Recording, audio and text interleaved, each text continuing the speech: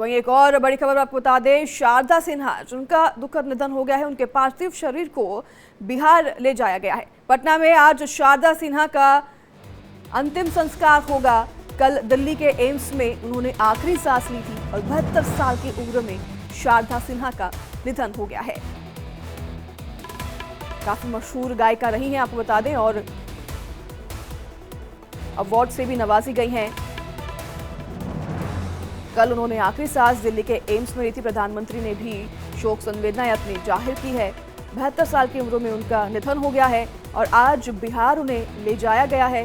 पटना में शारदा सिन्हा का अंतिम संस्कार किया जाएगा। कल दिल्ली के एम्स में उन्होंने आखिरी सांस ली थी। मुख्यमंत्री योगी आदित्यनाथ ने भी उनके परिवार के प्रति संवेदनाएं जाहिर की हैं। बिहार कोकिला जानी जाती शारदा सिन्हा अब हमारे बीच नहीं रही हैं। 72 साल की उम्र में शारदा सिन्हा दिल्ली के एम्स में अंतिम सांस उन्होंने ली। छठ पूजा के दौरान घर घर में जिनके सबसे ज्यादा गाने बजते वो शारदा सिन्हा थी। शारदा सिन्हा के छठ के पावन पर्व के मौके पर निधन की खबर सुनकर फैंस शोक में डूब गए हैं।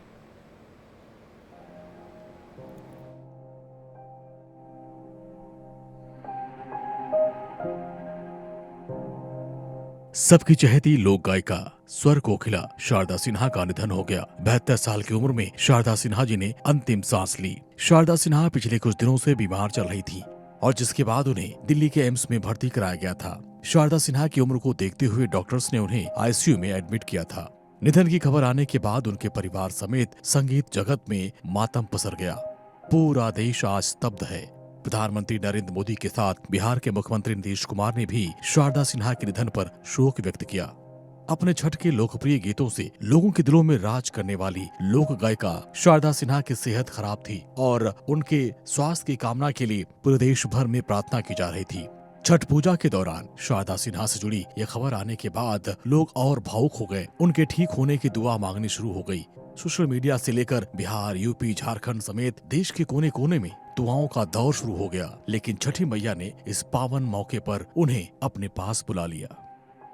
शारदा सिन्हा की सेहत में अचानक गिरावट आती चली गई और जिसके बाद उन्हें एम्स में भर्ती कराया गया। चेकअप किया गया तो पता चला कि ऑक्सीजन का लेवल लगातार गिरता जा रहा था, जिसके बाद उन्हें वेंटिलेटर पर रखा गया और जिसके बाद वो जिंदगी की लड़ाई लड़ते लड़ते हार गई।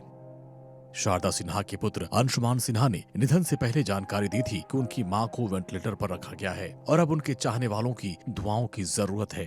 छठ पर्व के मौके पर उनके निधन से बिहार समेत पूरे देश में शोक की लहर है।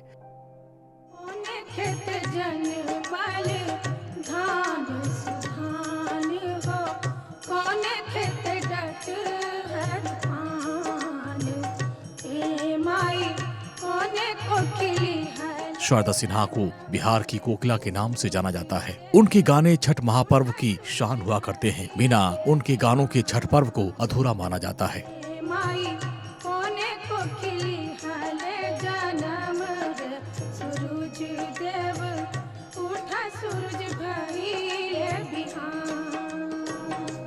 उन्होंने न सिर्फ लोकगीत बल्कि हिंदी फिल्मों में भी अपने गायकी से सबको प्रभावित किया था। बरत लगाई पार, बरत लगाई पार।